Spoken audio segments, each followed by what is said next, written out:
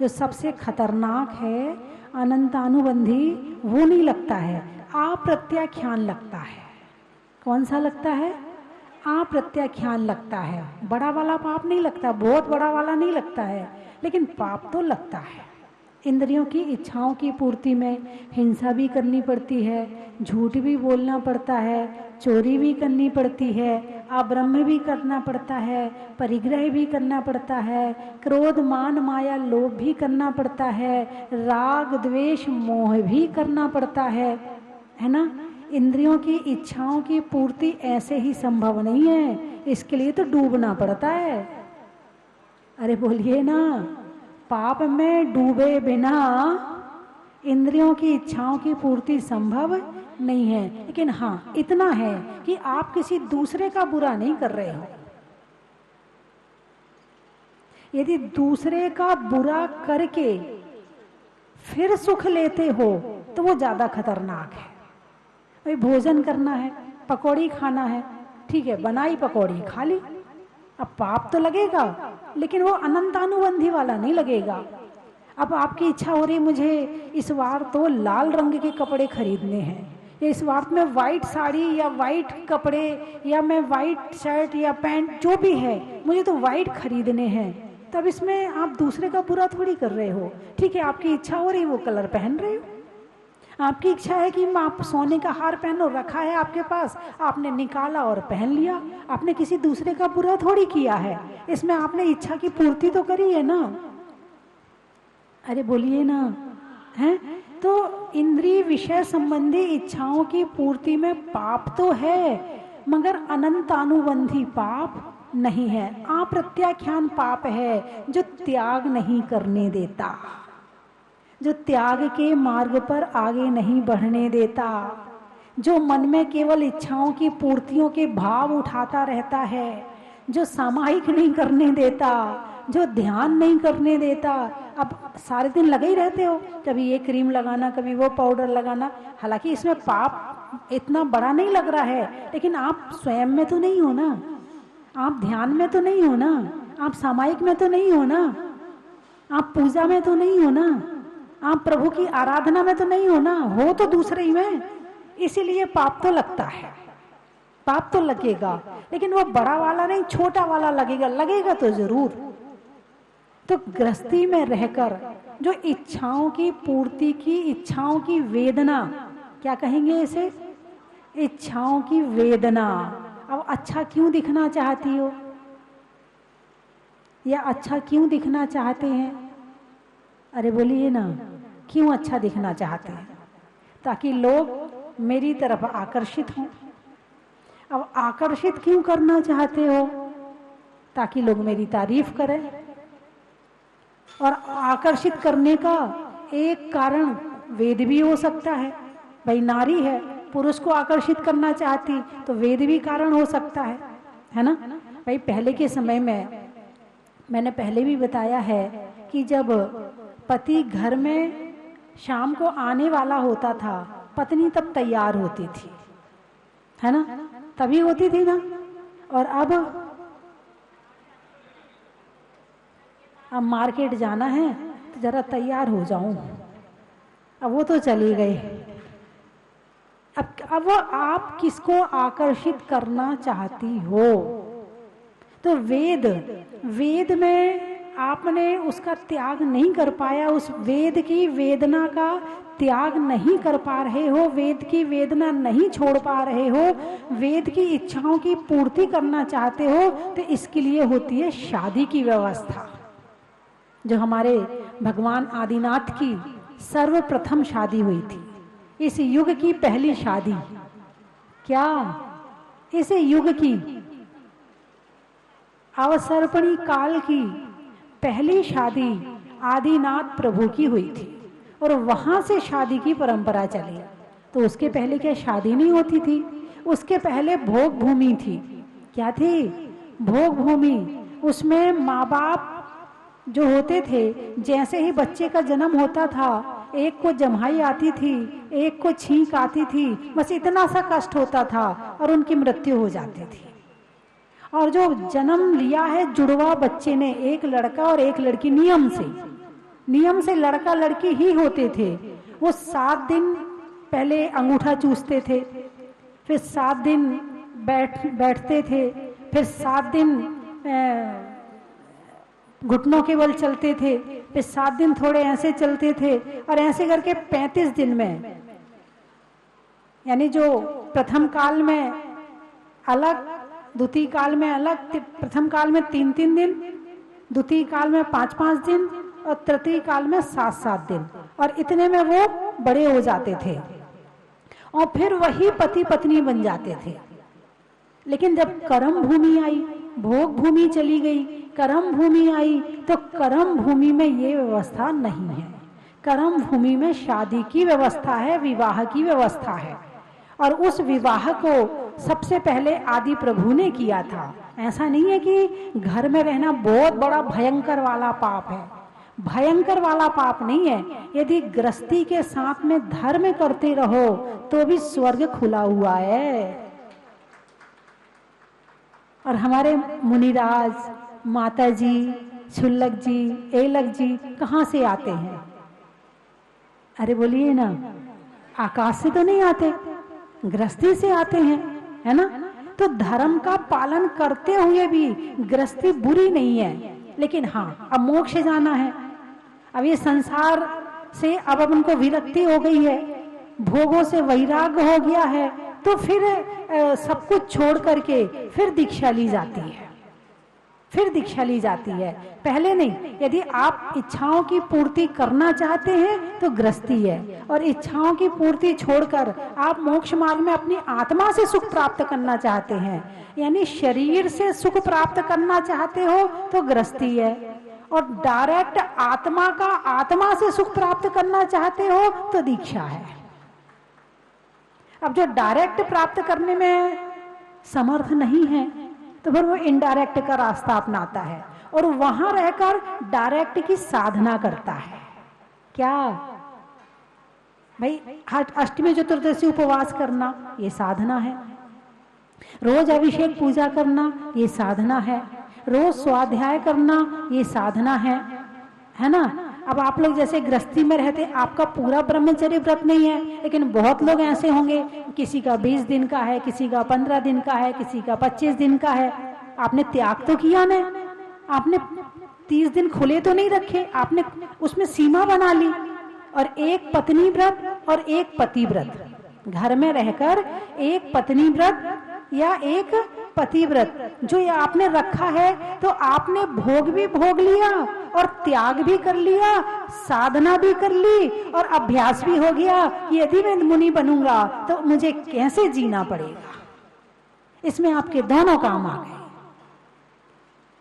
तो आदि प्रभु की जो शादी हुई थी, उसमें जो मंडप बनाया था वो कुबेर ने बनाया था। किसने बनाया था? कुबेर ने बनाया था। और जो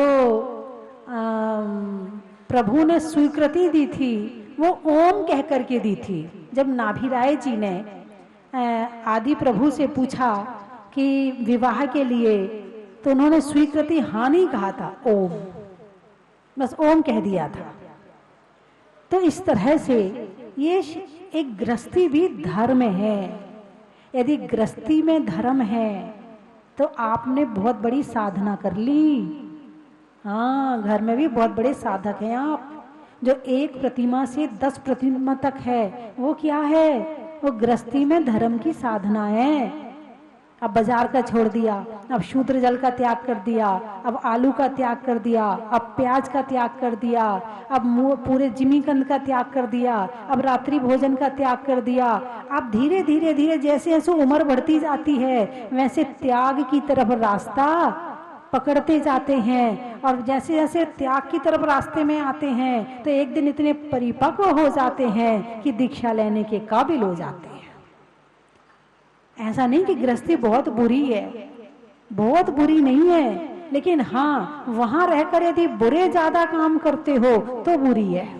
यदि आप छठापाई आवश्यक का पालन नहीं करते हो तो बुरी है।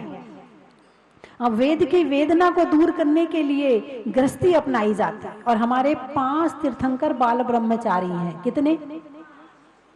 अरे बोलिए ना। 5 तीर्थंकर बाल ब्रह्मचारी कौन कौन से? वासुपूज, मल्लीनाथ, नेमिनाथ, पारसनाथ और महावीर। और 5 को अपन ने कम किया तो 19 तीर्थंकर कैसे हैं? जब गृहस्थी करके बसा के पूरा जो संतान आदि है उनका सुख भोग के उसके बाद दीक्षा ली है। कुछ तीर्थंकर ऐसे हैं जिन्होंने पूरी गृहस्थी बसाई, राज्य किया, प्रजा का पालन किया, घर में सारे काम किए, उसके बाद छोड़ा हैं। 2 तीर्थंकर ऐसे हैं कि बारात निकल गई, बारात पहुंच भी गई और क्या हुआ, छोड़ के आ गए। और बाकी तीर्थंकर 3 तीर्थंकर ऐसे हैं जिन्होंने शादी की सोची नहीं। यानी आप ये 3 तरह के जो हैं ये शिक्षा दे रहे हैं। आप कहते हो कि हम क्या करें, अभी तो हमारी शादी नहीं हुई, हम दीक्षा कैसे ले लें? तो बोले देखो बाल ब्रह्मचारी भी हैं, दीक्षा लो। आप कहोगे हमारी तो सगाई हो गई, बस बाराती जानी है, तो उनके लिए नेमिनाथ भगवान है कि जब उनकी निकल गई थी तो तुम दीक्षा ले सकते हैं, ऐसी कोई बात नहीं है। फिर तुम कहो नहीं अब क्या करें, गृहस्थी है, हम गृहस्थी तो छोड़ नहीं सकते हैं, दीक्षा ले कैसे लें, हमारी तो गृहस्थी है। हम तो उनके लिए वो तीर्थंकर है जिन्होंने गृहस्थी बसाई, अब पूरी हो गई, अब निकलो। बात समझ में आई कि नहीं आई? यानी घर बुरा नहीं है, गृहस्थी बुरा नहीं है, गृहस्थ को धर्म के साथ में जियो, गृहस्थ को धर्म के साथ में जियो। तो अंतिम पड़ाव में आके कहीं ना कहीं वो आपका गृहस्थ धर्म एक दिन आपको मुनि धर्म में परिवर्तित कर देगा। ये जो गृहस्थ धर्म नहीं करता है तो फिर आजकल की तो महिलाएं रात्रि भोजन महिलाएं नहीं छोड़ पाती। और कौन सी महिलाएं जो घर में रहती हैं उनका रात्रि भोजन नहीं छूट रहा। अरे बहन तुम तो घर में रहती हो। नहीं अब क्या करें, अब सबके लिए रात में बनता है तो हम भी रात में ही खा लेते हैं। नहीं, घर में बच्चे रह रहे हैं, घर में तुम हो, पति अकेले तो बाहर है, तो तुम और बच्चों को दोनों को शाम का संस्कार डालो। बच्चों को शाम के संस्कार डालो, बेटा रात में नहीं खाते हैं, हमारे यहाँ नियम है, हमारे 3 ही तो पहचान है हमारी।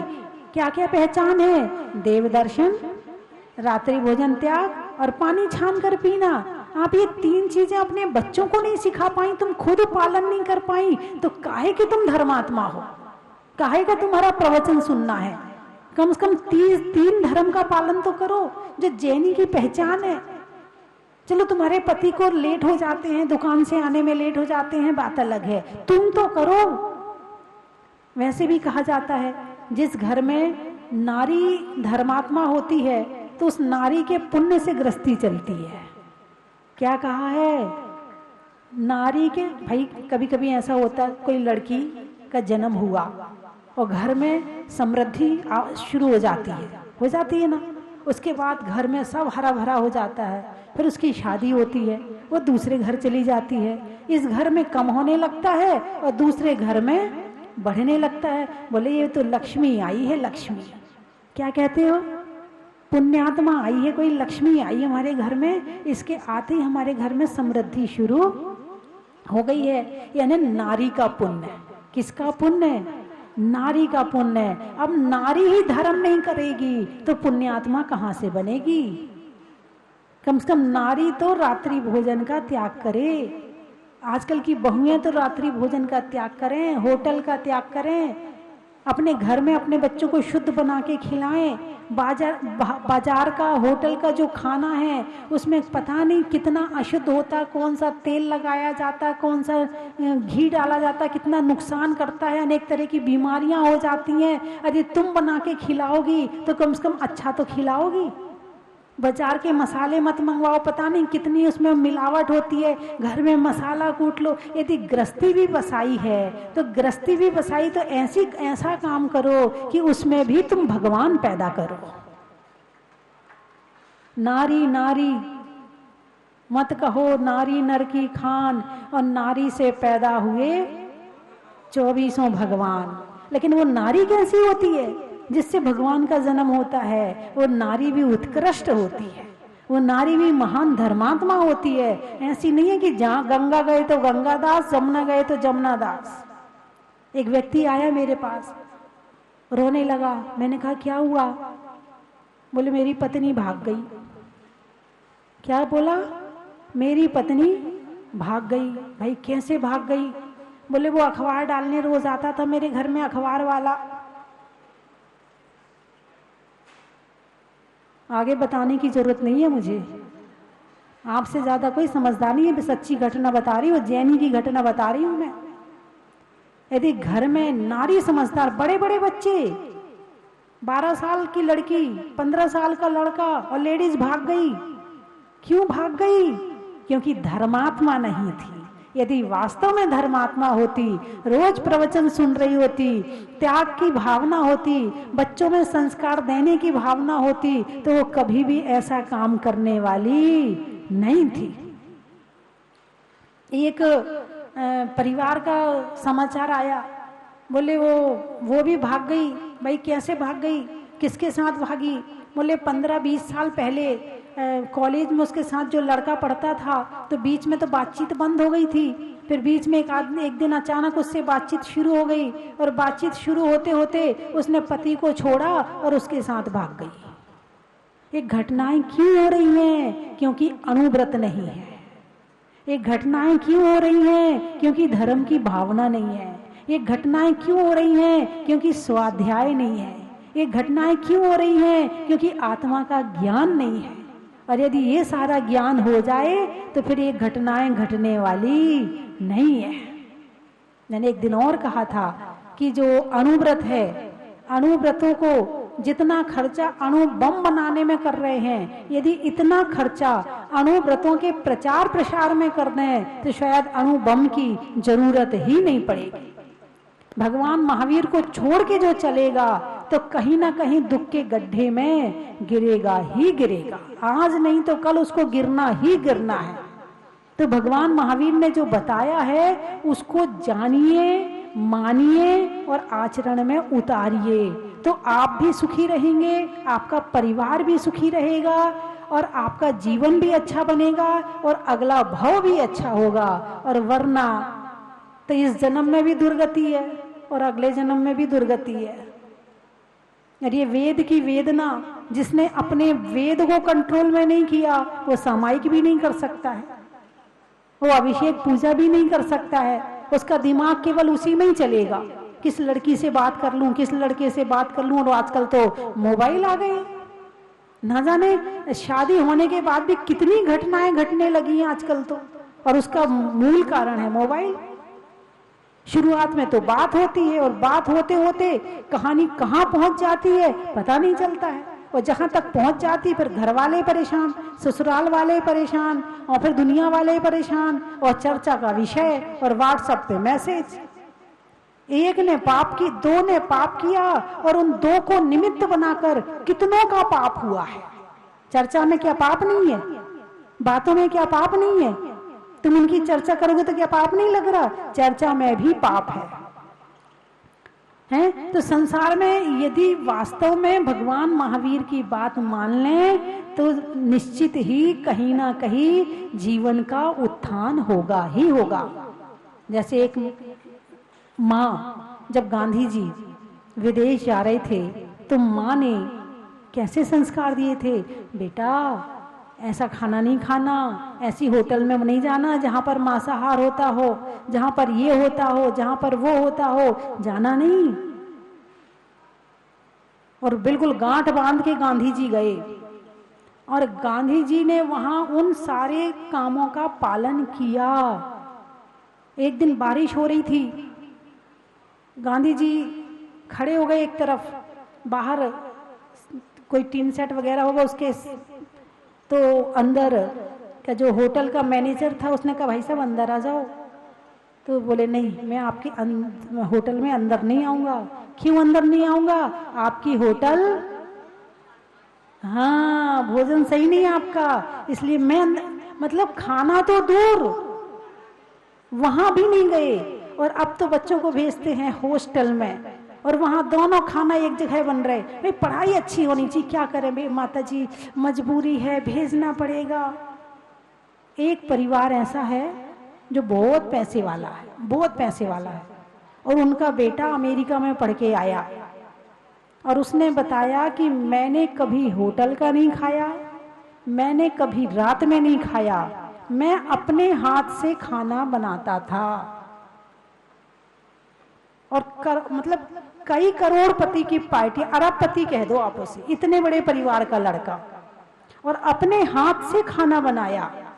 लेकिन तुम बेटा वो बना नहीं पाएगा, वो कैसे बनाएगा, पढ़ाई करेगा ना, वो ये कैसे करेगा, वो ऐसा करेगा ना। तुम अपने बेटे को ऐसा कर देते हो कि बेटा गलत रास्ते में चला जाता है और बाद में फिर रोते बैठते हो। एक परिवार, अग्रवाल परिवार, बहुत पुरानी बात है, अभी की नहीं है, तो वो अब एक लड़के को लेकर के आए। बोले माता जी ये हॉस्टल में रहकर दोस्तों के साथ में गलत चीज़ खाने लगा, आप कह दो, हम लोगों ने तो बहुत समझा लिया, ये नहीं छोड़ रहा है, आप कहोगे तो शायद छोड़ देगा। तो मैंने कहा हूँ। बोले ना मैं तो नहीं छोड़ूंगा। सबने समझा लिया मगर उसने छोड़ा नहीं। क्या है आपके संस्कार? जब आप खुद ही संस्कारित नहीं हो तो अपने बच्चों को क्या संस्कार दोगे? और वर्तमान समय तो मोबाइल का समय है। वर्तमान समय में मोबाइल में बच्चे तुमसे सुन के देख के बड़े नहीं होते, वो मोबाइल को देख के बड़े हो जाते हैं। 10-10 साल की लड़कियां आजकल बड़ी हो गई हैं, 10-10 साल के बच्चे बड़े हो गए हैं। जो तुम्हें 20 साल में पता चला होगा वो आज 10 साल के बच्चों को पता है। स्कूल में पढ़ाई भी ऐसी करवाई जा रही है, तो उनको समझाना बहुत जरूरी है। जब तक माँ अपने बच्चों को नहीं समझाएगी तो कौन समझाएगा? तो 3 तरह के वेद होते हैं। कौन कौन से वेद? स्त्री वेद, पुरुष वेद, नपुंसक वेद, है ना। तो इस तरह से धर्म में जो बताए हैं वो सारी बातें आप अपने बच्चों को बताएं। जैसे ही फ्री टाइम मिले तो उसे गिफ्ट दें, उसकी तरफ देख के मुस्कुराएं, उससे बात करें, उसे अपने पास बिठाएं। और मोबाइल कम से कम 1-8 घंटा के लिए तो दूर होना ही चाहिए, और आपका भी होना चाहिए। 24 घंटे बिल्कुल साथ रखते हो, 1-8 घंटे दूर रख दिया करो दिन में, ताकि आप धर्म के काम कर सको, है ना। नहीं होने में खेद का, दीवाल में छेद का, और वेदना दूर होने में वेद का, चलने में पात का, मित्रों में साथ का, तीर्थंकरों में मुनि सुब्रत नाथ का, फूल में कली का, तपस्या में बाहुबली का, और आने वालों में देवली का।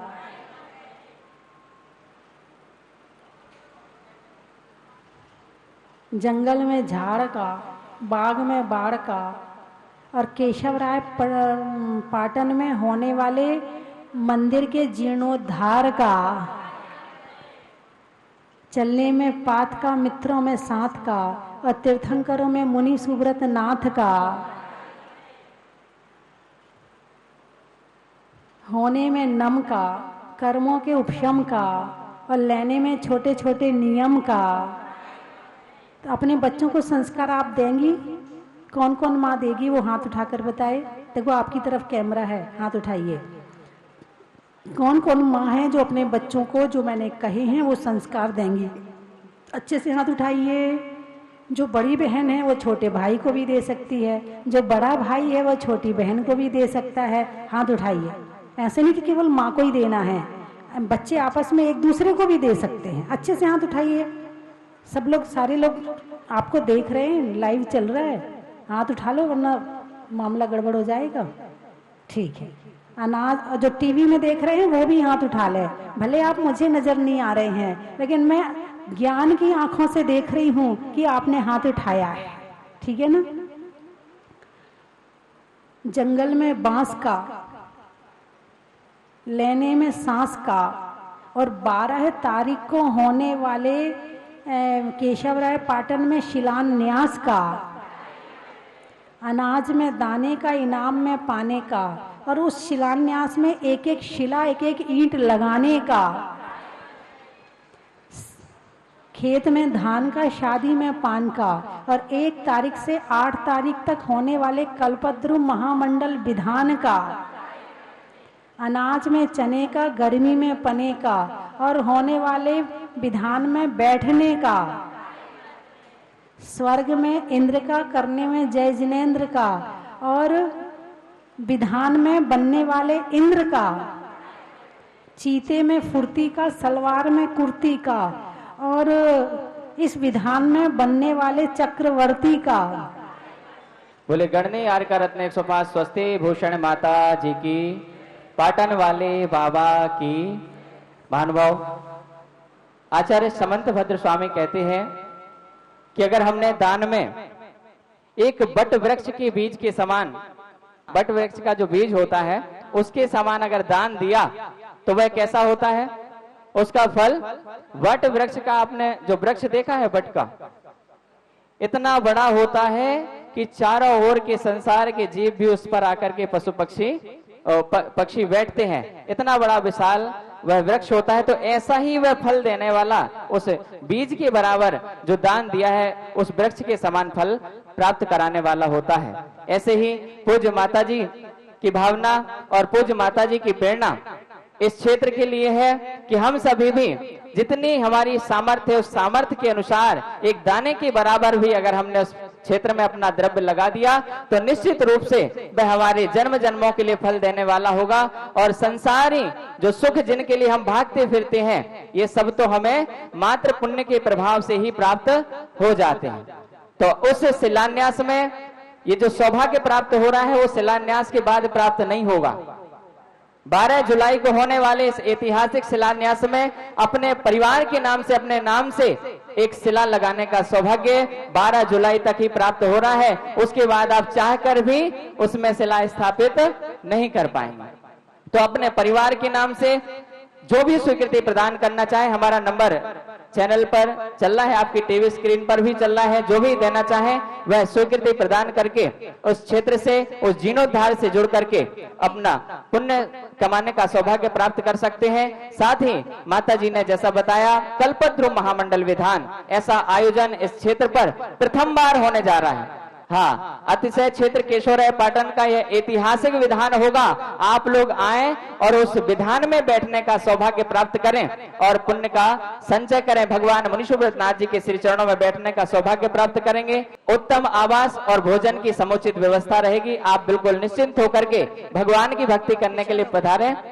हाँ, और मैं हमारे जो कल दान दातारों की स्वीकृति हमें प्राप्त हुई थी, मैं श्रीमती सुशीला जी संघी, स्वर्गीय श्रीमान सत्येंद्र कुमार जी संघी जयपुर से, उन्होंने स्वर्ण शिला के रूप में 21,000 रुपए की राशि प्रदान की है। साथ ही श्रीमान अभय कुमार जी, प्रेमलता जी रांची से, उन्होंने भी 2100 रुपए की राशि सामान्य शिला के रूप में प्रदान की है। श्रीमान महावीर प्रसाद जी, कल्पना जी, मयंक जी, रश्मि जी, अमन जी, कासलीवाल परिवार इंदौर से, उन्होंने 5100 रुपए की राशि ताम्रशिला के रूप में प्रदान की है। साथ ही श्रीमान रतन जी, संगीता जी, महिमा जी, विनीता जी, गंगवाल परिवार, इन्होंने स्थान का नाम नहीं लिखा है, वो हमें सूचित करा दें। 11,000 रुपए की राशि रजत शिला के रूप में उन्होंने प्रदान की है। बहुत बहुत अनुमोदना और तीर्थ क्षेत्र कार्यकारिणी कमेटी की ओर से उनका बहुत बहुत आभार व्यक्त करता हूँ। साथ ही हाँ, हमारे बीच में निर्माण सारथी के रूप में 1,11,000 रुपए की राशि श्रीमान राजमल जी, विजय कुमार जी, पाटोदी परिवार, विज्ञान नगर कोटा से, उन्होंने प्रदान की है। बहुत बहुत अनुमोदना और उनका बहुत बहुत आभार। महानुभाव, इस तीर्थ क्षेत्र के जीर्णोद्धार से जुड़ करके आप सभी उस सौभाग्य को प्राप्त करें जो सदियों पूर्व इस क्षेत्र का जब जीर्णोद्धार, जब मंदिर का निर्माण हुआ होगा तो वैसा सौभाग्य हमको उस समय प्राप्त नहीं हुआ। हमें किसी को नहीं पता कि कैसा वह माहौल रहा होगा, कैसा उत्सव रहा होगा, लेकिन उस उत्सव को आज मनाने का और पूज्य माता जी के सानिध्य में उस उत्सव को महा उत्सव बनाने का सौभाग्य हमें प्राप्त हो रहा है। तो आप अपनी सभी उपस्थिति इस दिन हमें अवश्य दें, ताकि ये गौरवशाली पल, गौरवशाली इतिहास, क्योंकि माता जी जहां से निकलती है वे ऐतिहासिक तो होता ही है, लेकिन केशवराय पाटन के लिए स्वर्णिम इतिहास है। एक बार जोरदार तालियों के साथ पूज्य माता जी के इस आगमन के लिए और माता जी के सानिध्य के लिए हम सभी करेंगे, क्योंकि माता जी के आने के बाद ही ये सब हमें सभी को देखने को प्राप्त हुआ। उससे पहले हमने भावना नहीं भाई थी कि हमें ऐसा भी सौभाग्य देखने को प्राप्त होगा, लेकिन माता जी के शुभाशीष से, माता जी की प्रेरणा से ऐसा ऐतिहासिक कार्य हो रहा है। और भगवान मुनि सुब्रतनाथ जी जो विगत इतने सदियों से वहां पर विराजमान है, जो सभी कहते थे बड़ा दोषपूर्ण है, नाभि के नीचे भगवान है, कैसे करेंगे, लेकिन माता जी का ऐसा शुभाशीष हुआ और भगवान का वह जीर्णोद्धार बड़े ही जोर शोर से चल रहा है। हम सभी भी अपनी चंचला लक्ष्मी का सदुपयोग करते हुए उस निर्वाण कार्य से जुड़ करके अपने जीवन को सफल बनाए। संचन भाई जी उन्होंने केशवराय पाटन से 11,000 रुपए की राशि रजत शिला के रूप में स्वर्गीय श्रीमती सज्जन बाई जी की पुण्य स्मृति में दिनेश कुमार जी बोरा परिवार, अतीब कुमार जी बोरा परिवार केशवराय पाटन, उन्होंने 11,000 रुपए की राशि प्रदान की है। बहुत बहुत अनुमोदना। और तीर्थ कार्यकारिणी कमेटी के पदाधिकारीगण उनका भी सम्मान करेंगे। साथ ही आज के हमारे जो शांति धारा पुण्यार्जक हैं श्रीमान राजेंद्र कुमार जी, साथ ही अभी ऑनलाइन श्रीमान भागचंद जी, दिनेश कुमार जी, राकेश कुमार जी जयपुर से ताम्रशिला के रूप में 5100 रुपए की राशि की घोषणा की है, उनकी भी बहुत बहुत अनुमोदना। कल्पद्रुम महामंडल विधान, क्या अर्थ है इसका? कल्प और द्रुम, द्रुम यानी वृक्ष, द्रुम यानी वृक्ष, कल्प वृक्ष विधान। कल्प वृक्ष किसे कहते हैं? जो मन वांछा को पूर्ण करता है। जब समूह शरण में भगवान विराजमान होते हैं तो वहां पर किसी का कोई दुख, कोई कष्ट, कोई पीड़ा कुछ नहीं होता है। भगवान के चरणों में पहुंचते ही सब दूर हो जाते हैं। तो भगवान का एक नाम कल्प वृक्ष भी है। जैसे कल्प वृक्ष मनवांछा पूर्ण करता है, ऐसे प्रभु के चरणों में मनवांछा पूर्ण होती है। तो ये जो विधान हो रहा है, ये विधान भी हजारों पापों को काटने वाला है, हजारों बाधाओं को दूर करने वाला है, हजारों परेशानियों को हटाने वाला है। इस विधान को करने के बाद आप जो फील करेंगे ना, वो अलग ही अनुभूति आएगी। 8 दिन में ऐसा लगेगा जैसे वास्तव में समूह शरण में आके बैठ गए हों। इतना आनंद आएगा, इतना आनंद आएगा कि लगेगा कि यदि बाद के 2 दिन में आए तो यूं लगेगा मैंने 6 दिन क्यों खो दिए। तो 1 तारीख से 8 तारीख तक ये विधान होगा। कितनी? 1 तारीख से 8 तारीख तक विधान है और केवल 8 दिन का है ना। 365 दिन होते हैं, 8 दिन के लिए तो कुछ कर लो कि 365 दिन गड़बड़ करना है। इन 365 दिन को अच्छा बनाने के लिए उसमें से 8 दिन अच्छे निकाल लो ताकि बाकी दिन हमारे अच्छे हो सके। इसलिए विधान जरूर करना, और जो भी आके बैठना चाहता हो वो भी आके जरूर बैठे और भगवान की भक्ति जरूर करे। करने में अभिव्यक्ति का, छोड़ने में आसक्ति का और भगवान की भक्ति का। अनाज में दाने का, इनाम में पाने का, और विधान में बाहर वालों के आने का। हाँ, अपना अपना नाम लिखाएं। और राशि भी कोई ऐसी मेरे ख्याल से ज्यादा नहीं रखी है, बड़ी छोटी सी राशि में। हाँ, भैया कह रहे 5100। इसमें क्या होता है? क्या क्या मिल दोगे भाई इसमें? धोती दुपट्टा, और धोती दुपट्टा, साड़ी, भोजन सामग्री, इसमें सब मिलेगा आपको। तो आप जरूर बैठे इस विधान में, ठीक है। बोलिए 2400 भगवान की। यहाँ तीर्थ पे जितना मैंने सुना था उससे कहीं अधिक मैंने यहाँ पाया है, और यहाँ आकर माताजी के आशीर्वाद से आज हमको सौभाग्य प्राप्त हुआ अभिषेक करने का। उसके लिए शत शत नमन। जय जिनेन्द्र। हमारी माताजी पूरा परिवार मोक्ष मार्ग की ओर प्रशस्त हुआ है। हमारे नगर गौरव, हम लोग बहुत गौरव महसूस करते हैं। यहाँ मैं तीसरी बार आ रही हूँ। एक चुंबकीय आकर्षण है प्रतिमा जी में। ऐसा आशीर्वाद हमेशा बना रहे माता जी का और सभी का हमारे ऊपर, भगवान का, कि हम बारंबार आए, आओ स्वस्ति धाम, चलो स्वस्ति धाम, चलो स्वस्ति धाम, चलो स्वस्ति धाम, आओ स्वस्ति धाम, चलो स्वस्ति धाम, चलो स्वस्ति धाम, चलो स्वस्ति धाम। चन की थाल को सजाओ रे आज, रत्नों की थाल को भर लाओ रे आज। आओ आओ करे रे आरती भगवन की। आओ आओ करें गुणगान आरती भगवन की। आओ आओ करे रे गुणगान आरती भगवन की।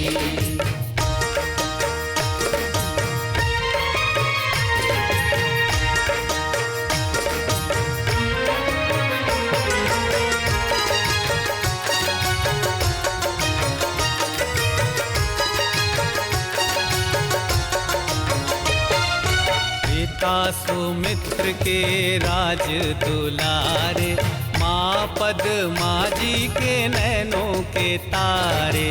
पिता सुमित्र के राज दुलारे, माँ पद्मा जी के नैनों के तारे।